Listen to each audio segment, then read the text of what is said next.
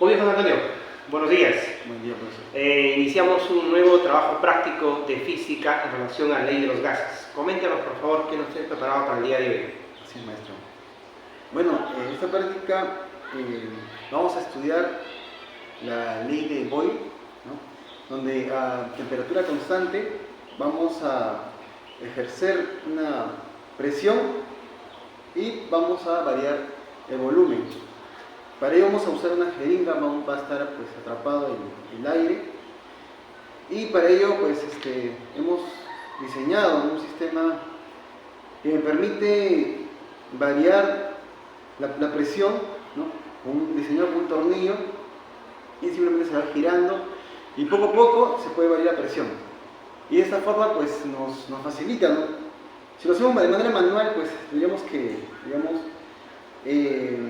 fijar un volumen, ¿no? Y esto pues, no es tan práctico. Es mejor pues, usar un sistema que con un tornillo, ¿no? Me permite ajustar poco a poco la presión, y de esa manera pues notando las lecturas del volumen.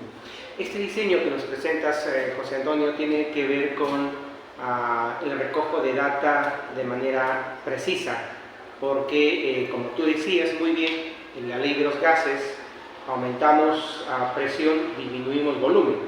Entonces, al ejercer este mecanismo y tener aquí el sensor, lógicamente yo tendría que ir soportando una fuerza de empuje.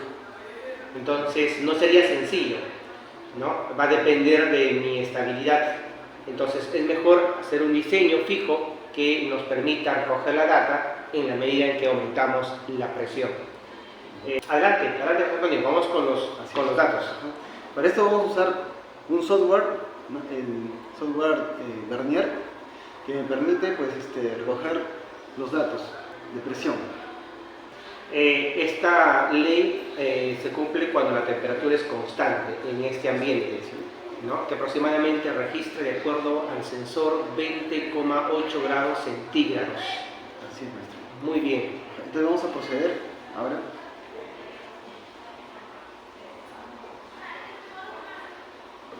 Vamos de 5 en 5, puede ser. Ahora estamos en 60, vamos a llevar a volumen 55. Ahí estamos regulando el volumen, ¿cierto? Pero vamos a ir de 5 en 5. De 5 en 5. Hemos iniciado con 60 mililitros o 60 centímetros cúbicos. Ahora nos vamos a 55 y se registra la presión.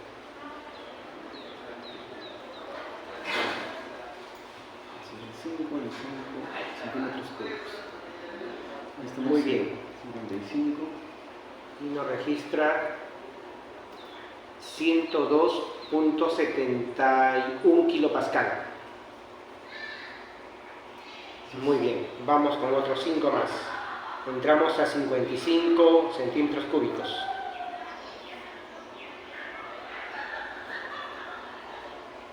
Aquí mi variable sería el volumen. Estoy fijando el volumen. Como resultado, pues, volver dependiente de la presión. La presión.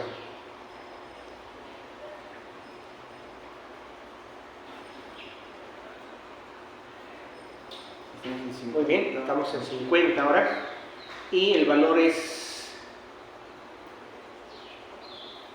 102,79 kilopascal, ¿no? Ajá.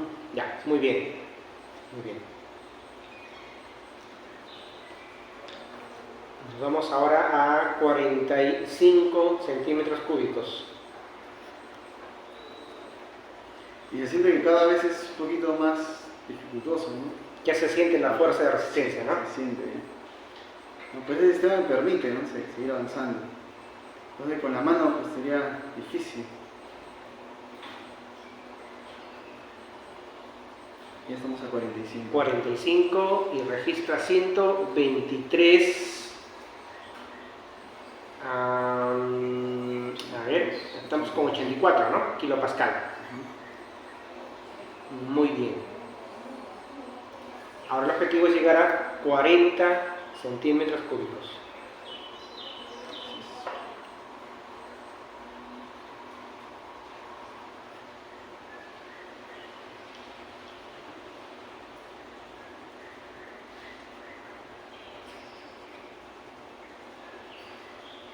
Acá sería el siguiente, el quinto dato a tomar, ¿no? Muy bien, 40. Y registra 137,91 kilopascal. Muy bien. Tenemos ya entonces, 5. Vamos con una más. A ver si puede ajustarse 35 centímetros cúbicos.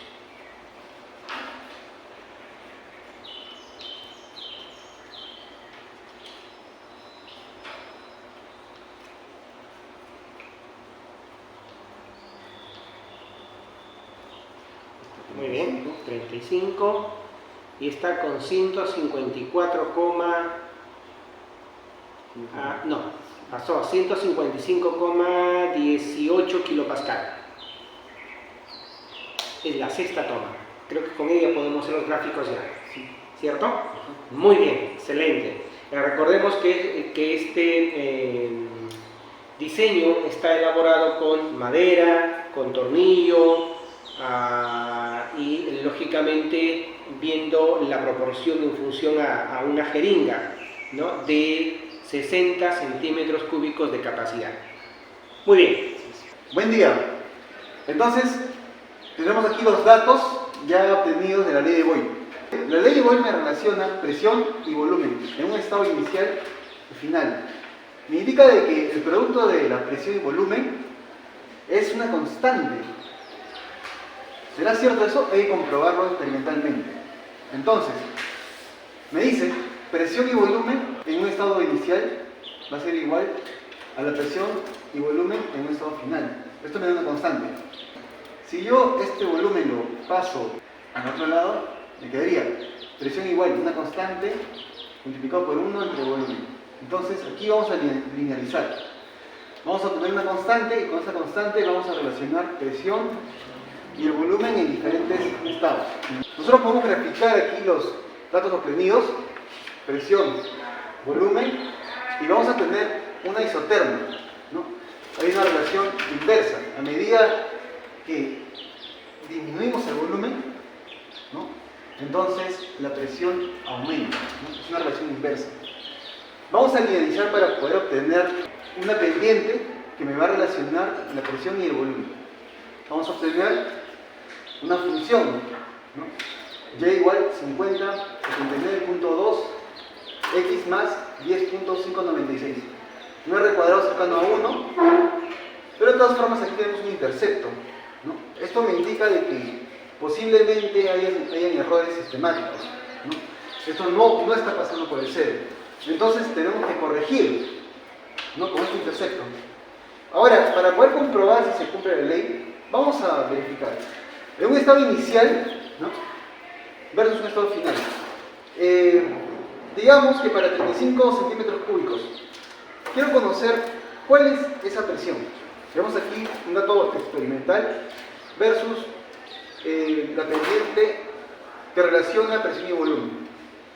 Entonces, esta función me dice que la presión es igual a 50,79.2 multiplicado por 1 entre volumen más 10.6. Vamos a reemplazar el volumen y vamos a calcular la presión. Entonces, reemplazando me dice que la presión es 155.72 kilopascal. Nos ha salido 155.18. ¿Qué hubiera pasado si yo no hubiera sumado este intercepto? Hubiéramos obtenido 145.12, muy lejano, ¿no?, a 155.18. Entonces era necesario poder sumar el intercepto. De esta manera tenemos un valor muy cercano a nuestro valor experimental. Muy bien, José Antonio, me parece muy interesante la propuesta que nos has mostrado y también la forma como estás deduciendo un comportamiento del sensor de presión cuando modificamos el volumen. Coméntanos un poco, por favor, de este valor que acabas de hallar de manera teórica, reemplazando ya en esta ecuación y comparado este valor con 35 centímetros cúbicos en relación a 155.18, que es el valor experimental. Sí, profesor.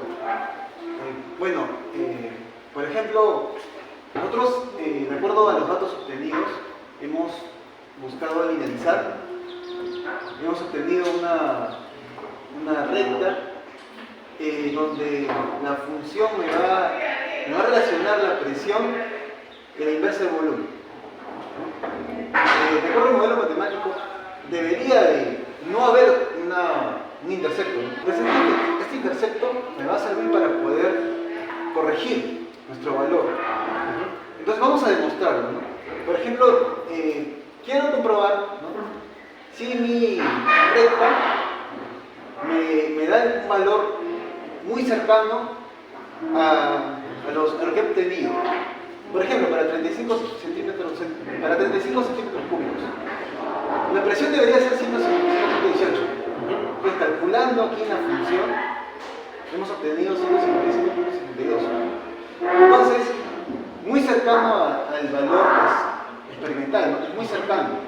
Entonces, es una función que me permite no solamente conocer el volumen a 60, 55, 50, a lo que hemos obtenido experimentalmente, sino que también puedo conocer el volumen, ¿no?, todo dentro del rango de trabajo, entre 35 y 60 centímetros cúbicos. Muy bien, tomando en cuenta de que este valor que vas a hallar comparado con el valor experimental, por lo menos para este dato, es un error de 0,035% más o menos. Así, profesor. ¿Sí? Así es. Siempre, digamos, o sea, me garantiza de que si quiero conocer la presión entre 35 y 60 centímetros cúbicos, el error que voy a obtener va a ser bajo. Hace un momento comentabas de que esta fórmula puede predecir cuál sería la presión a otros valores que de manera experimental no pudimos hallar. Y decías que el rango está entre 35 y 60 centímetros cúbicos. ¿Qué pasaría si salgo del rango? En otras palabras, ¿qué pasaría si yo necesito conocer la presión a 30 centímetros cúbicos? ¿Sería válido o tendríamos que hacer nuevos datos para poder asegurar esta validez?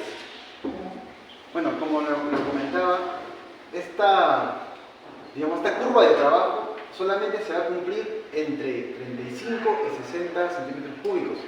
Es mi zona de trabajo. Si yo me explayo, o sea, extrapolo, ¿no?, entonces no sabemos, no conocemos cómo se comporta el gas fuera del rango de trabajo. Porque estos dos valores van a cambiar en función a la zona de trabajo. Muy bien, José Antonio, gracias por la explicación. Interesante tema sobre la ley de los gases.